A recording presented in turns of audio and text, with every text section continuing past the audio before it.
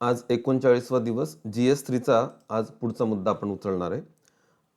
तो मुद्दा थोडा मोठा आहे त्यामुळे 24 आणि 25 असे 2 दिवस आपण त्याच्यामध्ये घेतलेले आहेत. तुम्हाला वाटत असेल की आणखी एखादा दिवस हवा आहे तर शुक्रवारी तुम्ही एक्सटेंड करू शकता. हा मुद्दा डिझास्टर मॅनेजमेंट म्हणून आहे. डिझास्टर आणि डिझास्टर मॅनेजमेंट. विजन आयच्या त्याच्यासाठीच्या नोट्स आहेत. त्याची मी PDFची लिंक डिस्क्रिप्शन बॉक्समध्ये दिलेलीच आहे. 66 पेजेस त्याच्यामध्ये आहेत. आता ज्यांनी जुन्या GS4ची तयारी केलेली आहे त्याच्यामध्ये हे डिझास्टर मॅनेजमेंट थोडं तरी होतं.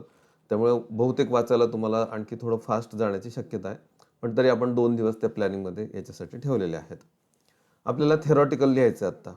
त्यामुळे आजचा प्रश्न हा थोडा मोठा 15 मार्क्स आणि 250 शब्दांसाठीचा असणार.